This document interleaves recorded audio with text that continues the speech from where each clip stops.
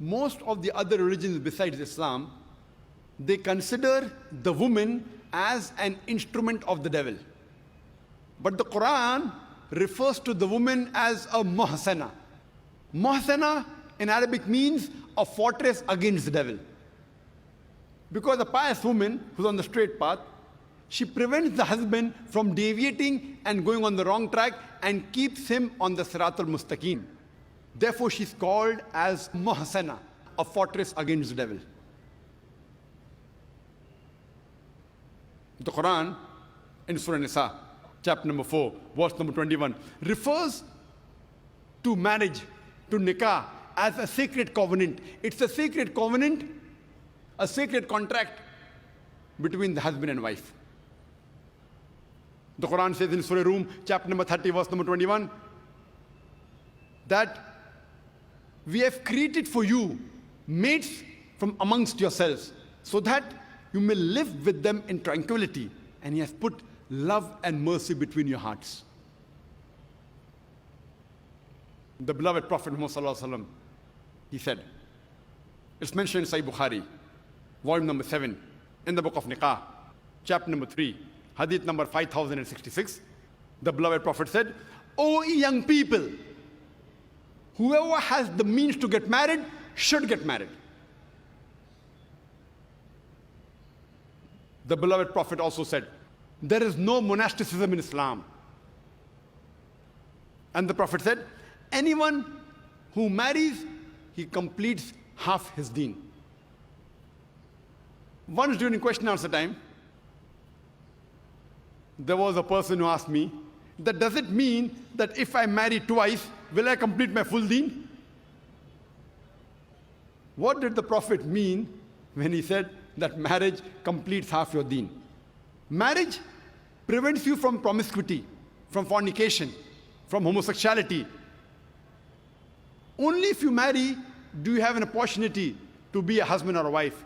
Only if you marry do you have an opportunity to be a father or mother, which are very important duties in Islam. So irrespective whether you marry once or twice, you only complete half your deen. In Islam, for a marriage to solemnize, taking the permission of both would-be husband and wife, the man and the woman, is equally important.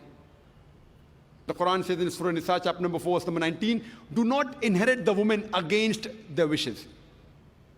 There's a hadith which is mentioned in Sahih Bukhari, volume number 7, book of Nikah, chapter number 43, hadith number 5138.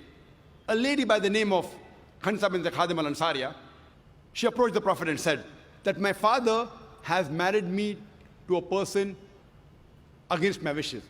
The Prophet, he nullified the marriage. There's another Sahih hadith which is mentioned in Ahmad ibn Hanbal, hadith number 2469, where a lady approaches the Prophet and says that my parents have forced me to marry a man against my wishes. And the Prophet said she has the option of either continuing the marriage or nullifying the marriage. There's a similar hadith mentioned in Ibn Majah, hadith number 1875. It's the same hadith. A woman approaches the Prophet and tells her that my parents have forced me to marry against my wishes. And the Prophet says, you can either continue the marriage or you can nullify the marriage. And the woman says, I continued the marriage, but I wanted the woman to know that the parents cannot force their daughters to marry someone who they don't like. The Quran says in Surah Baqarah, chapter number 2, verse number 228, that the women have rights similar to those against them on terms equitable, but the men have a degree of advantage. Based on this verse of the Quran, men and women are equal except in leadership. The Quran clearly says that the women have rights, those similar to them, on terms equitable, but the men have a degree of advantage. Now, many of the Muslims, they misunderstand this ending phrase that the men have a degree of advantage, and they think that men are superior. And they quote the verse of the Quran, "Ar-rijalu qawwamuna 'ala an-nisa," that the men are superior to the women. So Allah said, the men have degree of advantage, the men are superior. What they're quoting is the verse of the Quran which was recited by a wonderful Qari. from Surah Nisa, chapter number 4, verse number 34, which says, Ar-rijalu qawwamuna 'ala nisa, that the men are the qawwam of the women. What is the meaning of the Arabic word qawwam? Qawwam comes from the root word aqama, which means to stand up for. How we have aqama before salah, we stand up for salah. So this Arabic word qawwam means the men have 1 degree of additional responsibility and 1 degree additional service towards the woman, not 1 degree of superiority to boss over the woman. And if you read the tafsir of Tabari, he says the Arabic word qawwam means 1 degree of additional responsibility. Because if you read the verse ahead, the verse says that Allah has given men more strength than the women. So because of that advantage, it's the duty of the men that they should take care of the woman, they should not boss over her. Furthermore, Quran says in Surah Nisa, chapter number 4, verse number 19, that treat your wives with equity and kindness even if you dislike her. Means even if you don't like your wife, yet treat her with love and compassion. And treat her kindly, even if you dislike her. Even if you dislike her, treat her with kindness and compassion.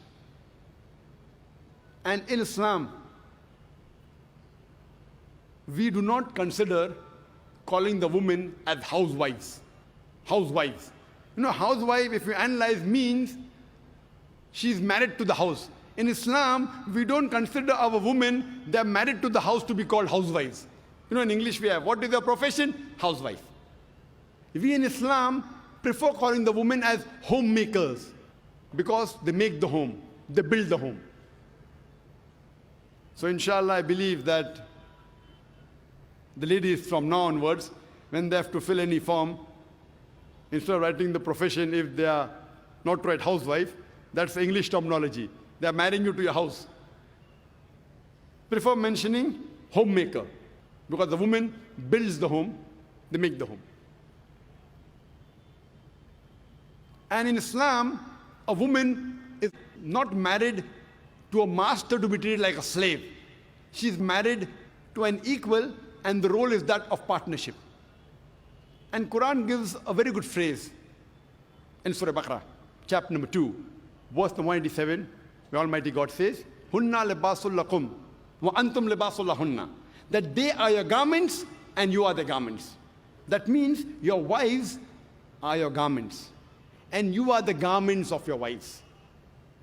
What is the role of garment?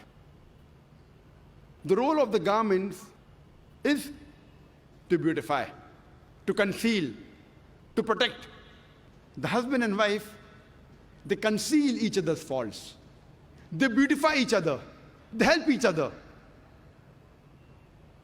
It is the role of hand and glove.